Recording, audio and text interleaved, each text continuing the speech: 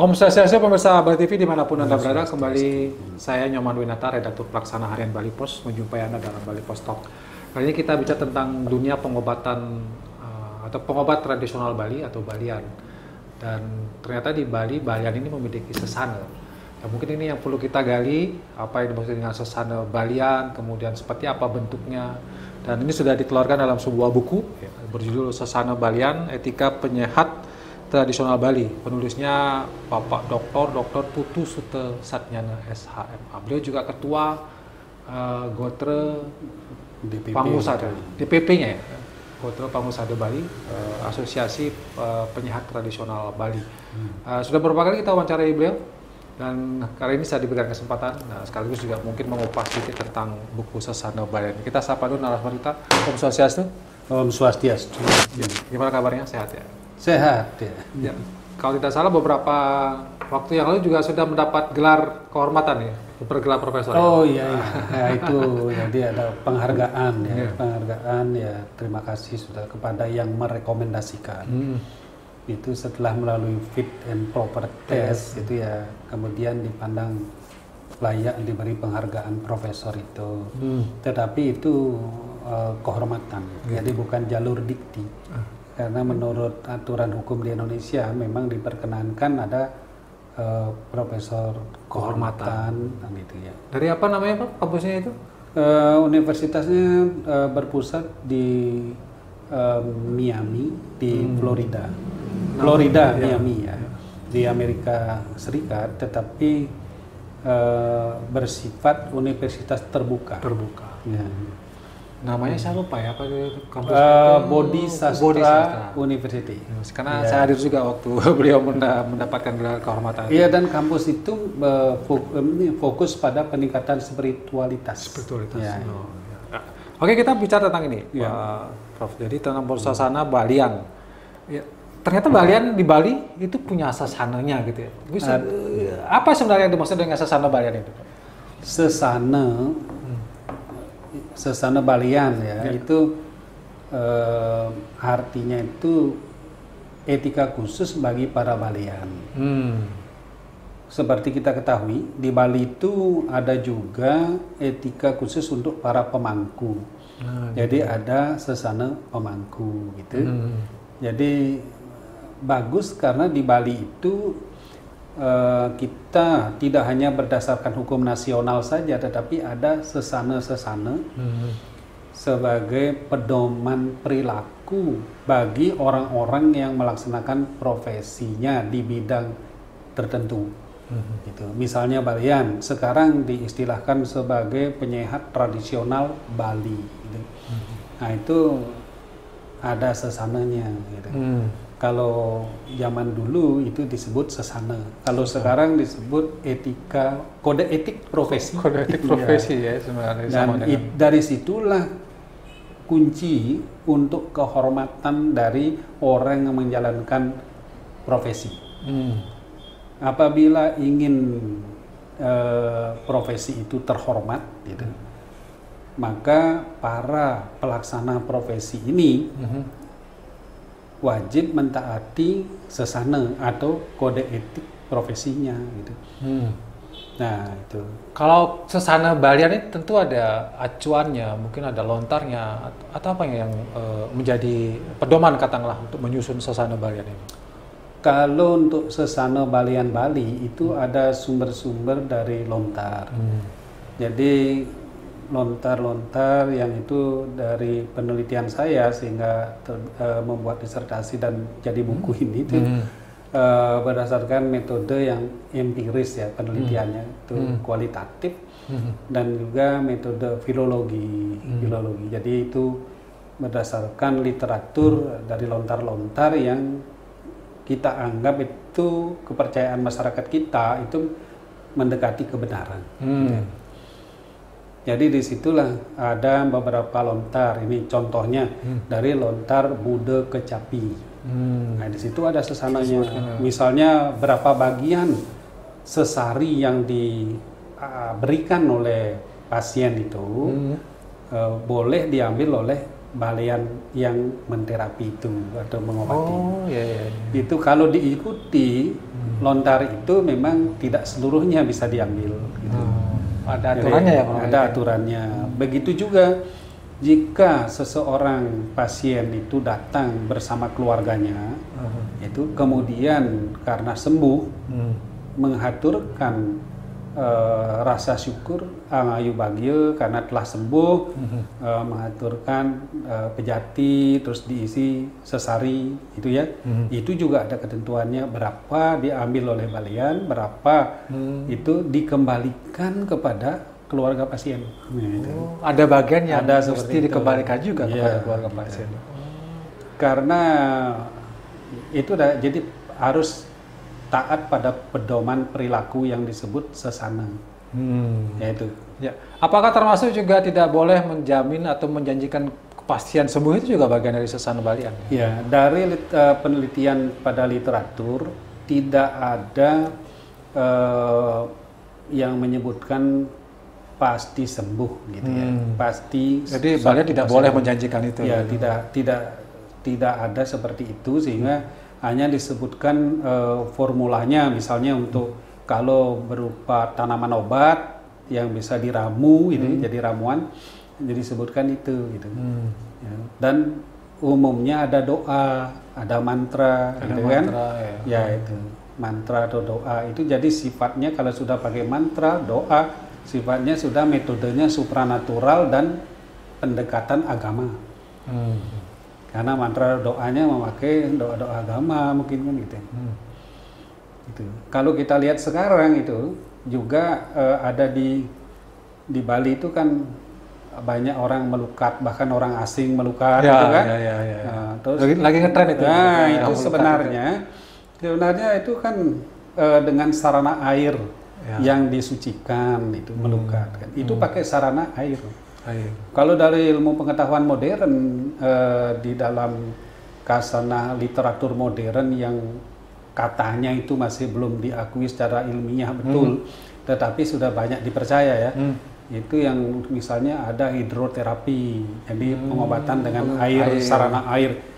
Kalau kita di Bali sudah biasa dengan sarana air itu, dengan diisi mantra-mantra, itu golongan pengobatan tradisional Bali yang namanya jiwa pramana. Jadi pengobatan tenaga batin. Dengan menggunakan kekuatan mantra. Gitu. Nah itu keahliannya diperoleh dari meditasi dan merapalkan mantra-mantra pengobatan. Nah ini ada penelitian dari Dr. Mamoru Emoto ya, itu dari Jepang. Itu yang meneliti bahwa molekul air itu bisa berubah diberi kata-kata tertentu. Gitu. Beliau menyebut juga dalam bukunya bahwa sebagaimana juga dialami oleh para biksu. Jadi biksu Buddha itu orang-orang suci Buddha. Bagaimana dengan kita di Bali kan seorang Balian itu juga dipandang suci gitu. Karena itu harus menjalankan kesucian.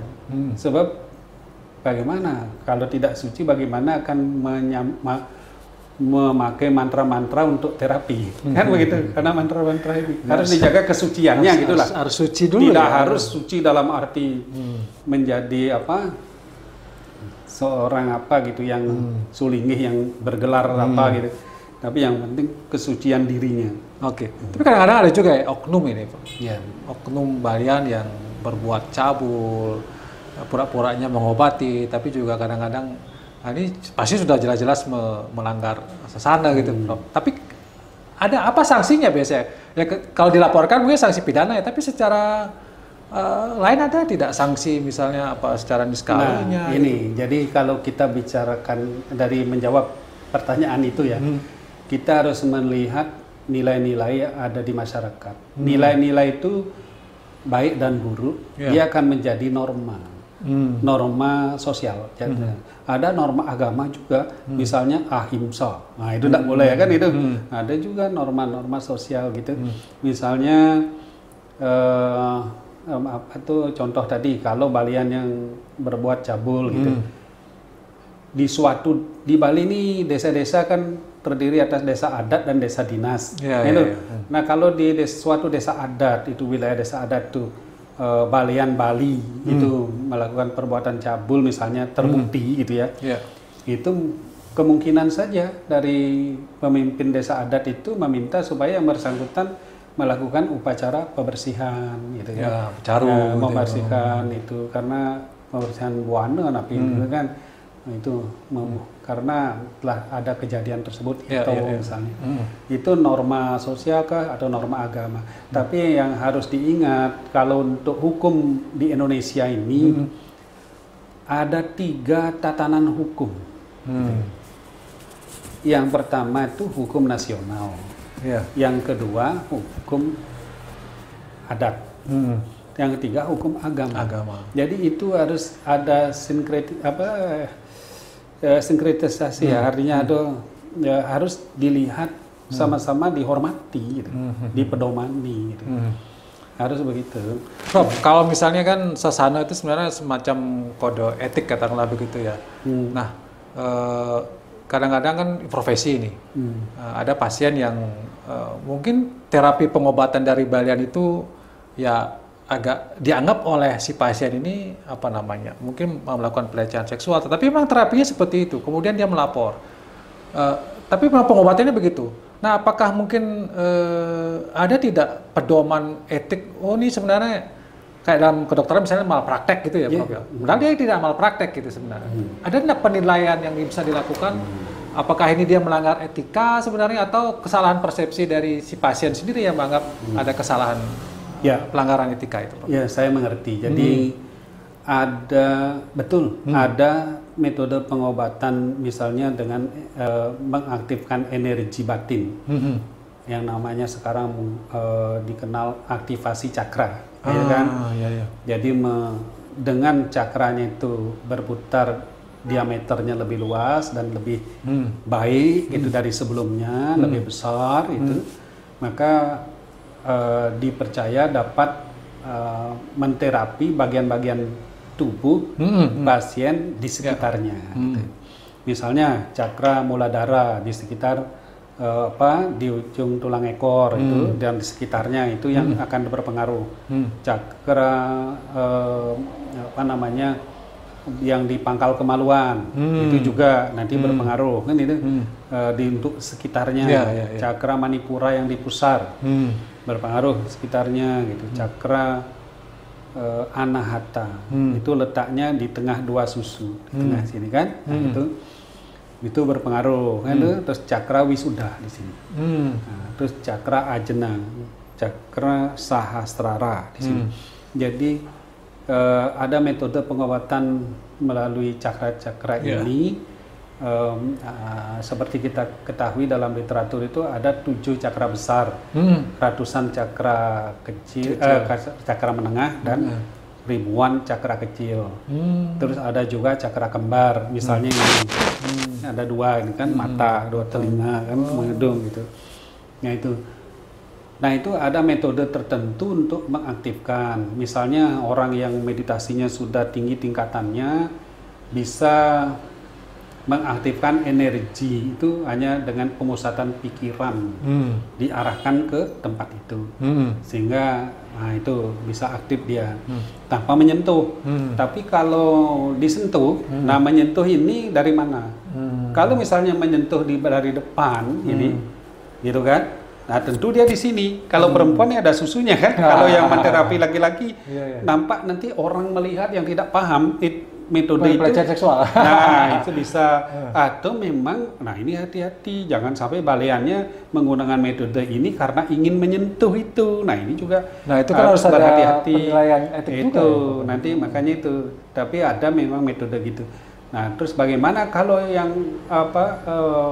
rangsangan seksnya kurang bergairah, kurang bernafsu, nah itu diaktifkan cakra swadhisthana di pangkal kemaluan, letaknya antara lubang anus dan pangkal kemaluan. Bagaimana itu akan menyentuh? Kalau disentuh kan susah. Itu yang bisa rawan dengan kejadian dugaan-dugaan lain gitu. Nah ada cara lain gitu dari metode itu dari belakang. Dari belakang. Ada caranya ada lain sebenarnya. Dengan dari belakang itu disentuhnya dari belakang. Gitu. Karena begini ya, kadang-kadang mungkin ya ada pasien itu kalau tidak disentuh merasa tidak diterapi. Ada juga yang begitu gitu. ya Bro ya. Gitu. Tapi untuk yang ingin rasa, kalau sudah tingkatan meditasinya dalam jiwa pramana, golongan jiwa pramana tadi, pengobatan tenaga batin, itu jadi dia bisa materi dirinya ini berupa materi, berubah jadi energi di sana. Di jaraknya tidak ada jarak sudah. Bisa. Tidak tergantung jauh dekatnya jarak. Pasiennya di sini, pengobatnya di mana bisa ya? Bisa, karena bisa dia mematerialisasi berwujud energi di tempat lain. Bukan berwujud ini ya, mungkin ada tapi itu mitos apa gimana saya nggak tahu ya, pindah-pindah gitu kan. Tapi kalau energi itu mungkin bisa nah, terus ada juga materialisasi mewujudkan pasiennya mendekat gitu. Dari sini di terapi. Walaupun orangnya jauh tinggal di Eropa atau di mana gitu. Itu bisa dilakukan. Bisa. Tapi kemudian yang mungkin pertanyaan terakhir saya, kalau ada saran tidak supaya sasana Balian ini dengan adanya Gotro Pangusado Bali gitu kan, apakah Gotro Pangusado Bali ini bisa menjadi lembaga yang menegakkan etik atau sasana Balian? Tapi kalau ke sana harus menjadi anggota dulu dong, Prof. Iya, menjadi untuk sebaiknya menjadi untuk penyehat tradisional Bali yang menggunakan metode pengobatan tradisional Bali lah. Menurut Pergub nomor 55 tahun 2019 itu seharusnya jadi anggota. Karena apa? Keuntungannya untuk anggota itu dia akan mendapat pendampingan hukum dari organisasi. Kalau misalnya ada pengaduan atau apa gitu kan, nah, itu keuntungannya gitu. Dan juga kalau kemudian dari Gotro Pangusado Bali memberikan rekomendasi untuk mohon surat terdaftar penyehat tradisional, yang itu ya, atau STPT, itu pakai dalam praktek, sehingga kalau terjadi pengaduan oleh masyarakat atau laporan ke pihak yang berwajib, itu akan dilihat nih orang praktek ini ada legitimasinya apa tidak. Pengobatan jenis apa ini? Oh, kami jenis ini pengobatannya empiris. Nah, kalau mengacu ke Undang-Undang Kesehatan ditambah dengan peraturan pemerintah dan peraturan Menteri Kesehatan untuk pelayanan kesehatan tradisional empiris gitu. Kalau mengacu ke situ mesti harus punya STPT. Jadi hukum nasional mengatur penyehat tradisional wajib mempunyai STPT gitu. Itu kewajiban dari hukum nasional. Untuk mendapatkan STPT itu harus dia ikut asosiasi. Salah satu syaratnya adalah ada rekomendasi dari asosiasi penyehat tradisional sejenis. Nah, sejenis ini apa? Kalau dia menggunakan metode pengobatan tradisional Bali, ada kata Bali nih. Nah, itu sudah ke peraturan gubernur nomor 55 tahun 2019 itu yang mewajibkan itu, yang memberi arahan lah gitu, supaya masuk menjadi anggota Gotro Pangusado Bali. Dan di Gotro Pangusado Bali ada dewan etiknya? Ada dewan etiknya? Ada dewan kehormatannya. Dewan kehormatannya ini dipimpin oleh seorang dokter dan beliau juga dokter spesialis bedah, onkologi khusus kanker ya. Itu beliau tugas di Singaraja ya. Pak Dr. Ketut Suparno namanya. Nah, itu, dan beliau ada timnya kan itu. Kalau yang ada masalah hukum, ada juga divisi hukumnya gitu. Kita ada divisi hukumnya gitu. Makanya itu harapan saya sebenarnya sebagai ketua Dewan Pimpinan Pusat Gotro Pangusado Bali, supaya penyehat tradisional Bali itu masuk menjadi anggota Gotro Pangusado Bali gitu. Selain kita adakan pembinaan-pembinaan. Baik. Terima kasih Prof. Putu Sade, saya lupa Putu Sutasanyana. Saya sudah biasa panggil beliau Prof. Luar biasa sudah memberikan kita gambaran tentang sasana Balian ini, dan intinya bagaimana kemudian penyihatan tradisional ini bisa tetap lestari karena memang dibutuhkan, dan diingat juga bahwa ada sesana-sesananya, ada aturan-aturan kode etik yang bisa ditaati, dan itu akan ditegakkan juga oleh Gotro Pangusado Bali dan beliau sebagai ketua DPP-nya. Terima kasih. Boleh ditambahkan sedikit? Ya, silakan. Jadi gini, tadi kan ada Pak Winata menyampaikan bahwa masih dibutuhkan oleh masyarakat. Jadi kalau menurut teori ilmu sosial, namanya teori fungsionalisme struktural, apabila sesuatu itu masih eksis di masyarakat dan dibutuhkan oleh masyarakat, artinya dia masih fungsional. Ya, masih. Iya, Oke. fungsional ya. Oke. Jadi sudah betul. Oke. Semua Prof Putu Suksma. Sutosadana. Demikian Bali Pos Talk. Kami saya ucapkan terima kasih atas perhatiannya. Saya tutup dengan promo Santi. Om Santi. Om Santi. Terima kasih, sampai Santi, jumpa. Santi. Om.